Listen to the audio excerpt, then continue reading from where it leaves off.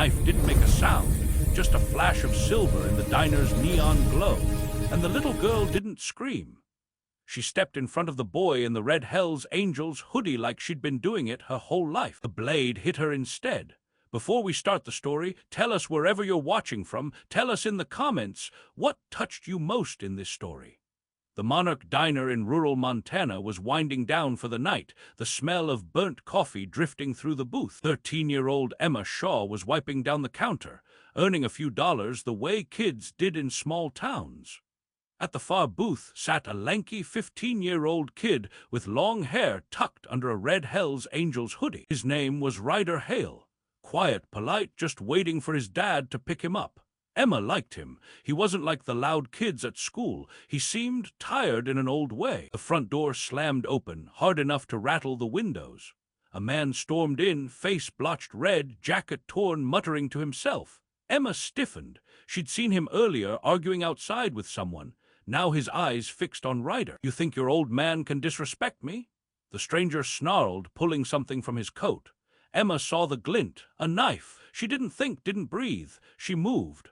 Ryder gasped as Emma shoved him sideways and the blade buried itself where his ribs had been a heartbeat before. She collapsed into his arms. Ryder didn't understand at first. Her small body hit his chest, warm, trembling. Then he felt it, blood soaking through her shirt, spreading across his hand. The man stumbled backward, shocked he'd struck the wrong person, then bolted out the door before anyone could react. Ryder froze, his breath caught somewhere between panic and disbelief. "Emma," he whispered, voice cracking. "Hey, stay with me. Come on." She blinked sluggishly, confusion clouding her eyes. I saw him reach, thought he was going for you." Her voice was so faint he had to lean close just to hear. A waitress screamed for someone to call 911. A cook stood by the kitchen door, paralyzed. No one moved fast enough. Ryder pulled off his hoodie and pressed it against her side, his hands shaking fiercely. "Why'd you do that?" he asked, voice trembling. "You don't even know me." Emma tried to smile, just a twitch of her lips. "Didn't need to." He swallowed hard. Outside, Ryder heard a familiar sound in the distance, one low rumble building into many. Engines. His father and the chapter were already on their way. 5 minutes later, headlights washed over the diner as 12 Harleys rolled into the parking lot like a storm front. Ryder's father, Mark Hale, a man carved from leather and grief, was the first through the door. He took one look at his son holding the tiny bleeding girl and his face changed. Not anger, something colder. He crouched beside them, his presence steady but heavy. "How bad?" he asked. Ryder's voice was barely a whisper. "She took it for me." Mark placed a hand on Emma's shoulder with a gentleness that didn't fit his size. "Ambulance is 2 minutes out. You hang on, sweetheart." Her breaths were shallow, fluttery. Ryder squeezed her hand because he didn't know what else to do. One of the bikers jogged outside and came back pale. "Mark, the guy who did it, he's gone." Footprints heading toward the highway. Mark didn't look up. "Let him run." The sirens finally approached, faint but growing. Ryder felt Emma's grip loosen. He leaned forward, voice cracking. Don't close your eyes yet." Mark's jaw flexed, grief stirring behind his calm. "We've got you," he murmured. "Both of you." Paramedics burst inside, their voices quick, precise, urgent.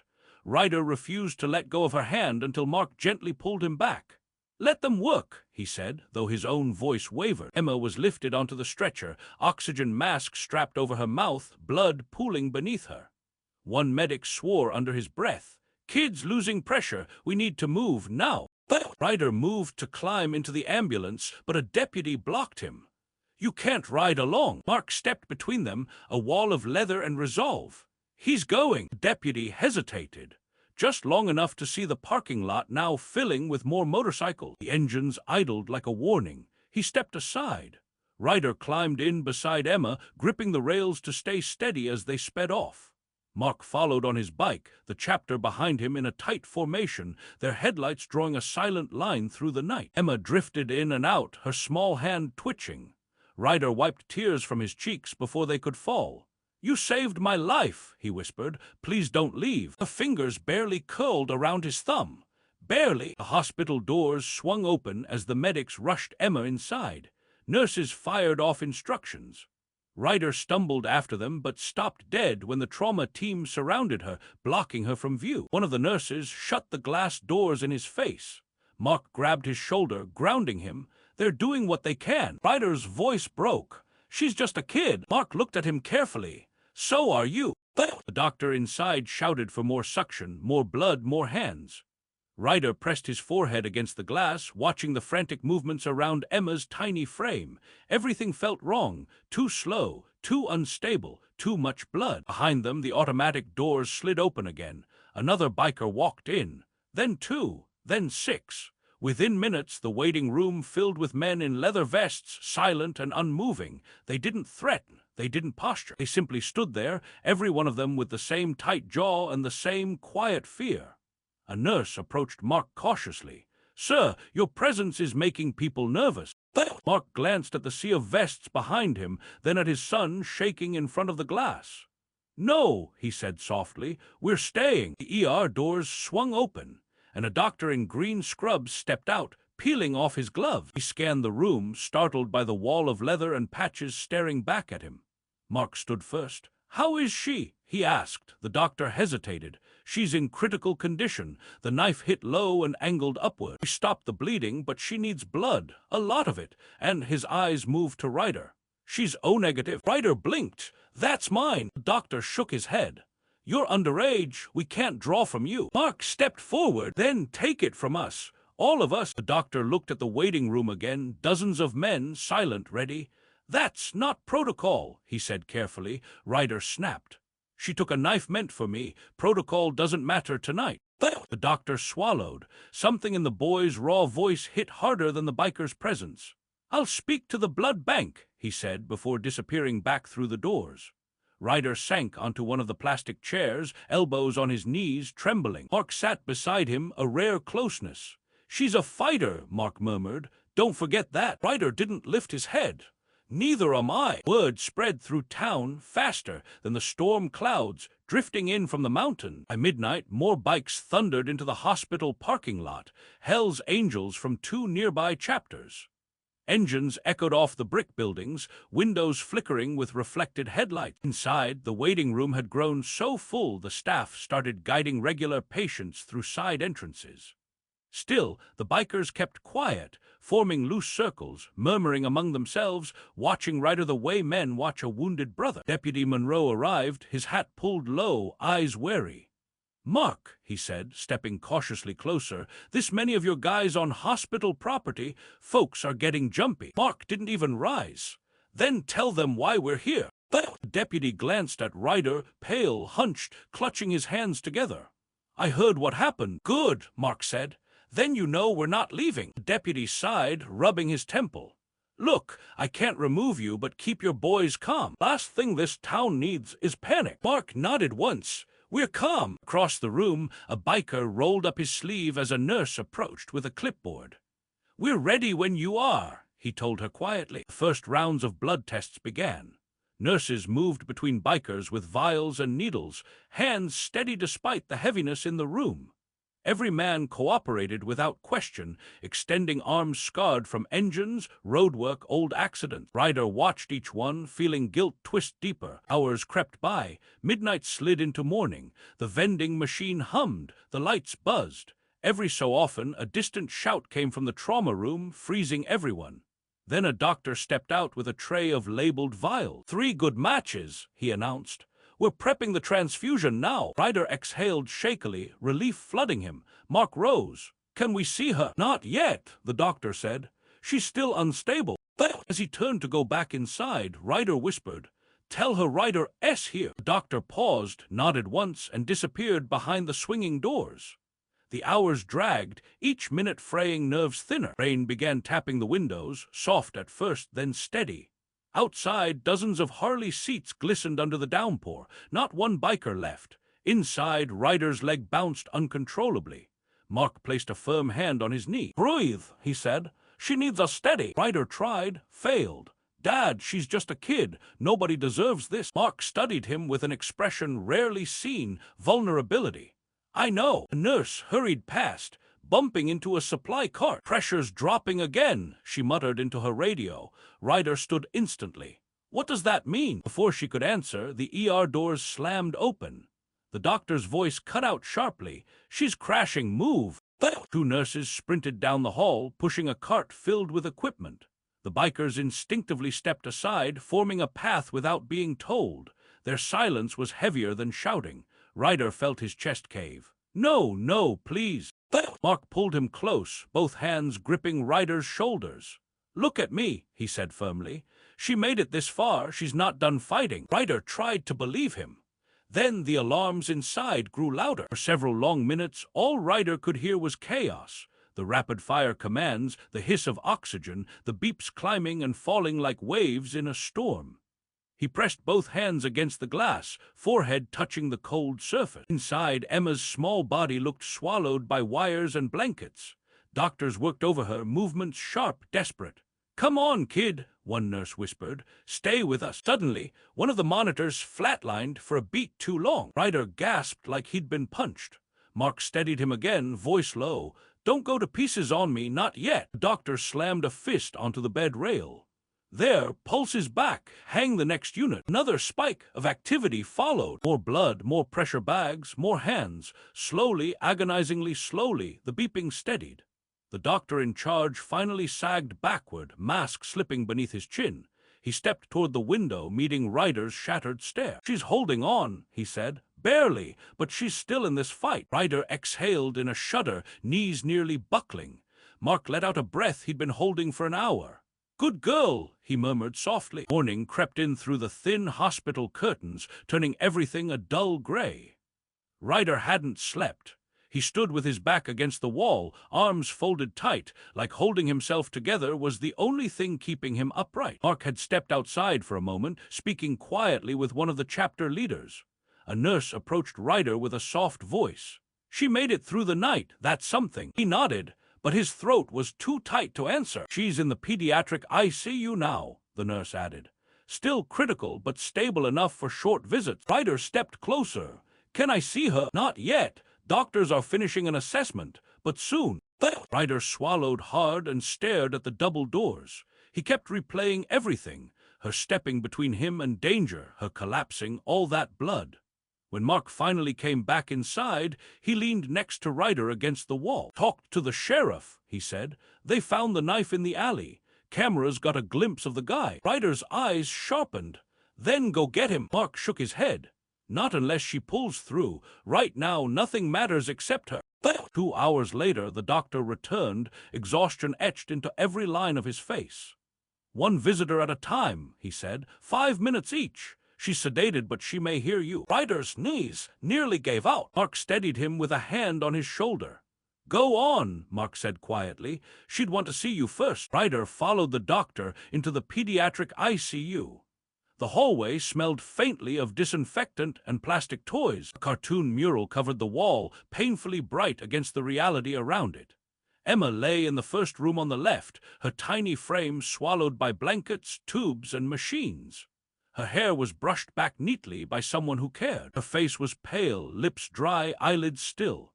Ryder pulled a chair to the bedside. He hesitated before taking her hand. It felt small, fragile, but warm. "Hey," he whispered, voice trembling, "it's me." He waited for some sign, a twitch, a breath, anything. "Nothing. You shouldn't have done it," he said softly. "I wasn't worth that, but you did." He leaned forward, eyes burning. "I promise I'm not leaving until you wake up." Outside the ICU, more bikes rumbled into the parking lot. The storm had passed, leaving the pavement wet and reflecting the morning sun. Local news vans arrived soon after, filming from a distance. Reporters tried approaching the bikers, but none spoke. Their silence became its own message. Deputy Monroe re-entered the waiting room, glancing at Mark. "We identified the attacker, local drifter named Clay Rowan. History of bar fights and petty crimes. He had a run-in with one of your guys last month." Mark sighed heavily. "So he came for my boy." "Looks that way," the deputy said.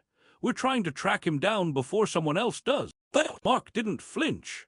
"I told my men to stand down." "You think they'll listen?" Mark's eyes moved across the room, every man sitting rigid, restless, waiting. "They will." Ryder stepped out from the ICU, face blotched from crying but steadier now. The men quieted as soon as they saw him. "How is she?" one asked. "Alive," Ryder said, "but she's not waking up yet." The room shifted with quiet relief, but Mark noticed Ryder's clenched fists. She's fighting, Mark said gently. You fight with her. As afternoon settled in, the bikers took turns donating more blood, giving statements, checking in on Ryder, and making sure the nurses had space to work. A sense of order formed, unspoken, organic. Every man moved with purpose.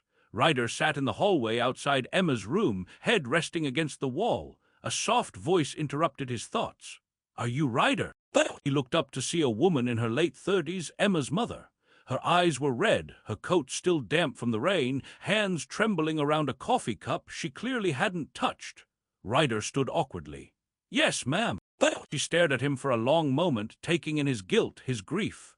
Then she stepped forward and hugged him. Hard, Ryder froze, startled. She told me about you, the woman whispered. Said you were kind. Said you always tipped her when you came in. Ryder swallowed painfully. She saved my life. I'm so sorry. Her hands cupped his face gently.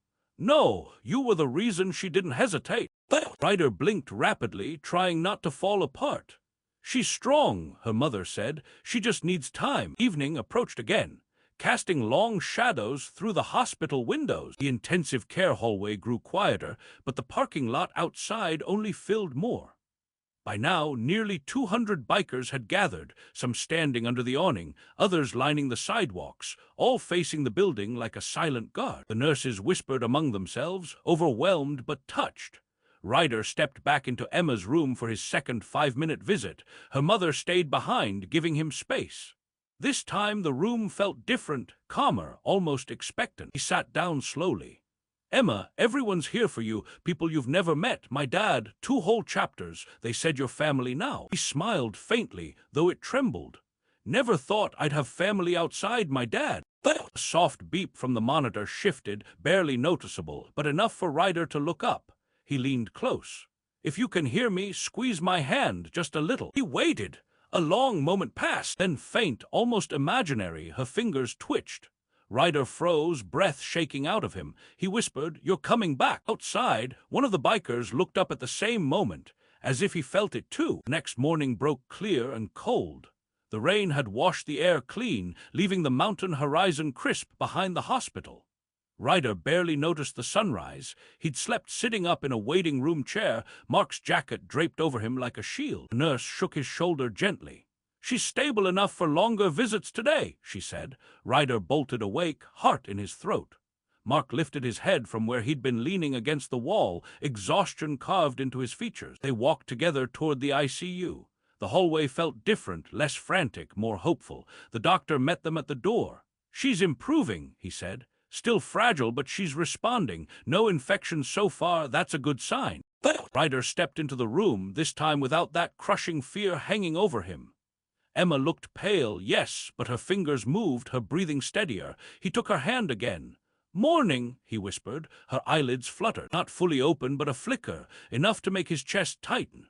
Mark stood in the doorway, arms crossed, watching quietly. "Good girl," he murmured. "Keep climbing back." Ryder smiled through tears. "I'm right here." Later that afternoon, the doctor allowed Emma's mother and Ryder to sit together at her bedside. The room was soft with beeping monitors and filtered sunlight. Emma's breathing hitched occasionally, but her color was returning. Her mother dabbed Emma's forehead with a damp cloth. "She always wanted to help people," she said softly. "Said the world felt too heavy sometimes, and she wanted to make it lighter for someone." Ryder swallowed. "She did that. She made it lighter for me." Her mother gave a tired, warm smile. "She liked you, you know, said you were quiet but kind." Ryder looked down, embarrassed. I didn't want her to get hurt." "You didn't choose that," her mother replied gently. "Clay Rowan did." Ryder clenched his jaw. "I just keep thinking how fast it happened." Her mother stroked Emma's arm, voice steady despite her fatigue. "Fast moments can still be brave moments." Ryder nodded, eyes glued to Emma's face. "I'm going to be here every day until she walks out of here." Her mother squeezed his shoulder. "Then she'll have something to wake up to."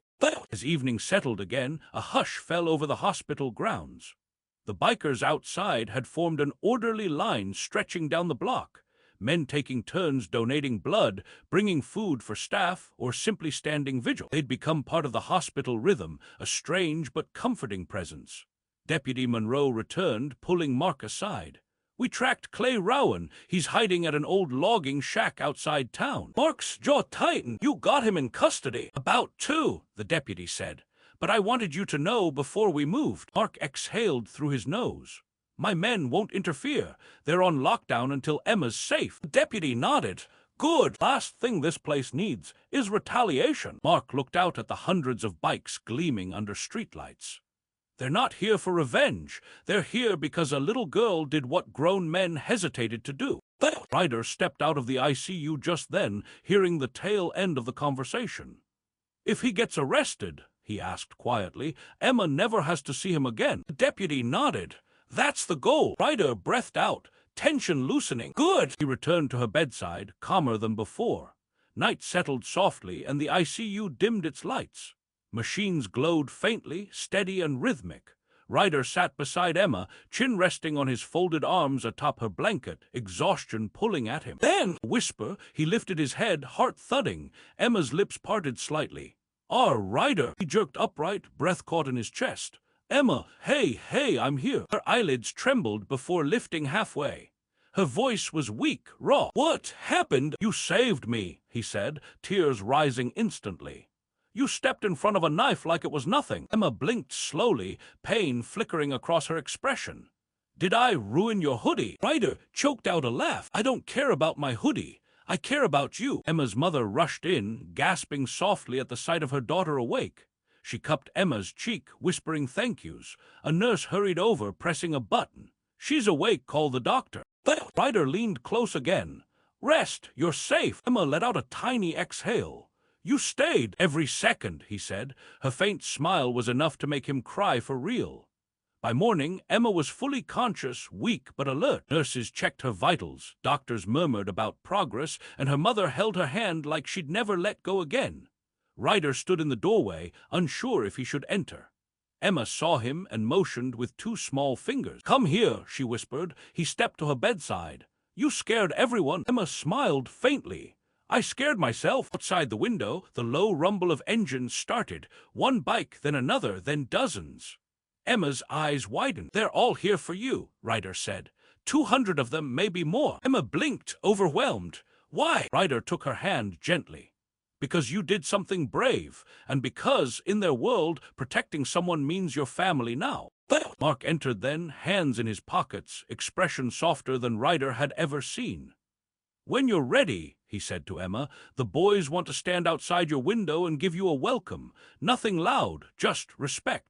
Emma swallowed hard, tears brimming. I'd like that. Ryder squeezed her fingers, smiling. For the first time in days, hope filled the room, warm, steady, undeniable.